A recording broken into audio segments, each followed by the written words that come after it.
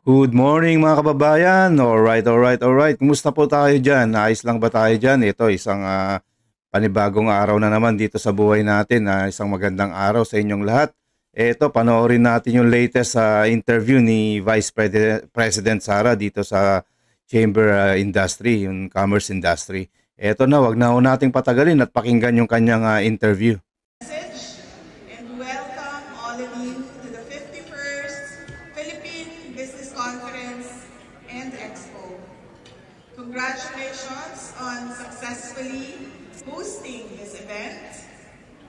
Thank you for emphasizing the importance of preparedness for the future as we embrace digital transformation. Thank you, Madam VP. Today we stand at a pivotal moment in our time when technological evolution creates a new environment that changes the way we conduct business, deliver public services, communicate, transfer knowledge, and acquire data. Artificial intelligence, data science, and digital media have significantly influenced and transformed our methods of communication, data collection, and reaching new markets beyond our physical borders. At the outset, they may be unsettling, yet they have proven to be more efficient, accurate, speedy, and effective in providing real-time data as basis for developing products, services, projects, and programs that intuitively address people's needs and interests. All right. Hence, as we embrace the future and its technological changes, it is essential that we highly consider developing and equipping our most important resource, our people. They are at the core of these transformations, navigating the changes and setting new directions, attuned to the evolving needs of the times. Your theme on digital transformation, unleashing its power to maximize opportunities for the future, is indeed crucial. The advancement of technology is rapidly affecting our operational processes and impacting our decision-making in business, education, research and innovation, health, public administration, food production, manufacturing, aviation, maritime. Ito po mga kababayan itong topic dito, yung kanyang mensahe, itong mga pondo natin dapat ilalaan talaga dito sa mga upgrade innovations para mapabilis yung mga technology, yung mapabilis yung mga trabaho, yung mga information, pag-transfer ng mga information para mapagaan yung mga trabaho ng ating mga gobyerno. Ito yung mga pondo dito dapat ilaan talaga dito sa tamang paggagastos, hindi lang yung pagwawaldas. Instead na ibulsa yung mga pera natin, ilaan na lang natin dito sa mga innovation para hindi tayo napag-iiwanan ng mga technology regarding about ito sa mga makabagong modernong kagamitan na ngayon, na itong mga modern na equipment na ngayon. Instead na yung makaluma ang gamit natin, kailangan natin mag-upgrade ng mga bago na. Kaya nga innovations hindi yung mga corruption ang inatupag ng mga administrasyon natin. Corruption instead, innovation, corruption yung ginagawa. Dapat talaga may mga ganito, talaga masampulan na tong mga to. Dapat talaga may mga batas na talaga na ikulong yung mga corrupt officials na yan, o death penalty na yan. O kung hindi naman death penalty, kulong na lang na minimum 50 years para habang buhay nilang pagdurusaan yung kanilang mga kasalanan, yung mga pagnanakaw nila. These facts are strong reminders of how disruptions can change the game and the direction of our future. It is thus essential that we take stock of our people's capabilities today and prepare. We cannot wait for the future to unfold while we hold on to strategies and systems that may no longer provide effective, significant future transformations.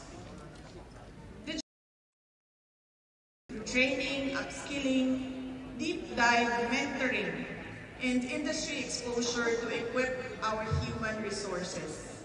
The new skills and knowledge they acquire will prove useful as they figure into roles that require creative and innovative thinking, problem solving, and leadership. Beyond employment, let us also strive to position our people to become future innovators, thinkers, producers, and entrepreneurs. Let us hone them to be job creators and economic shapers. All right, that's right. Bringing in more dynamism to our economy as we diversify our industry mix and create a balance between producers and importers. Our goal is to maximize the potential of our human and natural resources, leveraging the power of technology and digital transformation to create growth centers that host competitive, homegrown producers. Yung mga government official dyan, hindi corruption ang ating gagawin para sa ating mga modern na kagamitan na bibilin, Innovation, hindi corruption. Parang awa nyo na. Pati ba naman siguro yan, pag-interesan nyo pa yung mapambili ng mga gamit natin. Lahat na lang pinasok ninyo. Lahat na lang yung mga sangay ng gobyerno, lahat dito kinokorrupt na lang kahit na maliit pa na bagay na, kahit yung mga smuggling na yan, yung mga fisheries na yan, papasukin nyo pa. Kawawa naman yung mga small mangingisda nating mga kababayan, pati yan papatusin nyo pa. Grabe. Talamak talaga. Service providers and exporters. These strategies will be significant economic drivers that will help create local jobs, increase domestic activities, and spur development and progress in domestic and micro economies across the Philippines. Beyond physical development, digital transformation will be our strategic tool All right, for that's better right. governance and nation building. It is our tool to facilitate innovation and enhance our capabilities in delivering public services and responding to disaster, crises, and emergencies. Okay. More importantly, it is our weapon against corruption. As we digitize, we automate our processes, make data and all government transactions seamless, borderless, and transparent. And we leave no room for scrupulous backdoor transactions. We take away the power of corrupt leaders to manipulate public funds, and capitalize on people's money for their personal interests, That's right. greed, and political ambition. Greeding tao. The welfare of the people is our highest priority. Technology will be our powerful tool to impose checks and balances, Very good, Madam VP. monitor paper trails, eliminate arbitrary and politically motivated decision-making, and prevent unconstitutional budget insertions to curry political favor at the expense of the people's money. If technology is a blessing to modern society, then let us use it to protect the people's rights and welfare. The right to have better governance, the right to have better opportunities in our homeland, and the strong political will to put our leaders in check when they have unforgivably gone beyond the authority that the people have Isipin niyo mga kababayan 'no, grabe yung mga corruption dito sa Pilipinas. Lahat na lang ng ahensya ng bayan, pati ba naman yung pagbibili ng mga para sa pag-modernization ng mga gamit natin. Baka yan sigurado pati yan ako babawasan pa, nanakawin pa. Grabe yung talamak ng corruption dito sa bansa natin mga kababayan. Talagang maluwag kasi. Hindi kasi tayo nasanay ng mga katulad ng mga ibang bansa na sinimulan nun pa sana na mahigpit talaga prioritize yung mga proyekto, yung mga taumbayan, yung mga kapakanan ng mga taumbayan, yun ang i-prioritize nila. Dito sa mga administrasyon ngayon, grabe, lahat na lang pinasok nila. Sobra, wala talaga tayong nakikitang pagbabago. Tayo yun ang pinahirapan. Dapat talaga maagarang pagre-resign na lang para may resolve itong ekonomiya natin mga kababayan. Let us use technology and digital transformation as weapons to close the door where corruption once thrived unchecked and unpunished. Our readiness for change brought by digital transformation will test our capability and agility in embracing technological evolution. Correct. By investing in our people and developing our capacities today, we can strategically take advantage of future opportunities. Better technology would bring to better future of the country, Madam VP.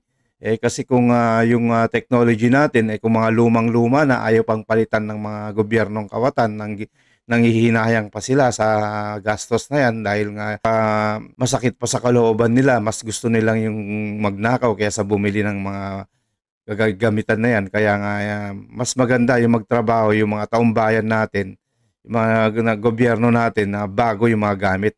Hindi naman po maganda siguro kung yung mga gamit mo lumang-luma na talaga. Makasira na, pinapaayos pa. Meron naman tayong budget dyan. Laki-laki ng budget natin. Bilyo-bilyon. And create a stronger, more resilient, and more competitive nation. Nakakapagod na po ang maging huli dito sa ating rehiyon at sa buong mundo. Let us move forward with greater resolve to make our nation great. Yes. Because the Filipinos deserve better. Yes. Right. Lakpakan po. Mabuhay ang Philippine Chamber of Commerce and Industry. Mabuhay ang bawat Pilipinong tunay na nagmamahal sa Pilipinas.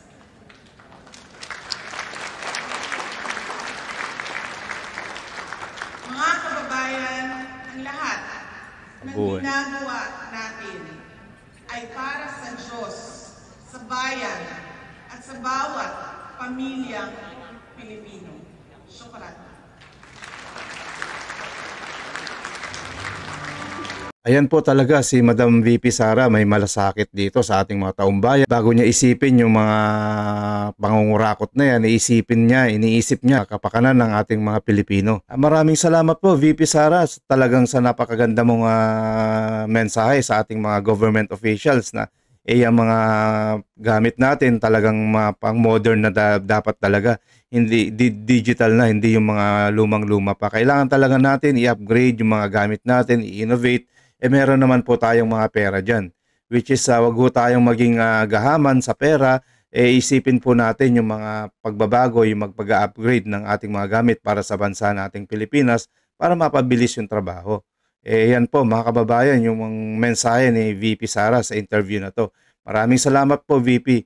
By the way mga kababayan, huwag niyong kalimutan i-share, like, subscribe yung mga videos na to. Parang sa ganun naman, napapanood dito ng ating mga kababayan dito at sa iba't ibang bansa. Maraming salamat po. News That Matters. God bless. Kita-kits ulit tayo susunod.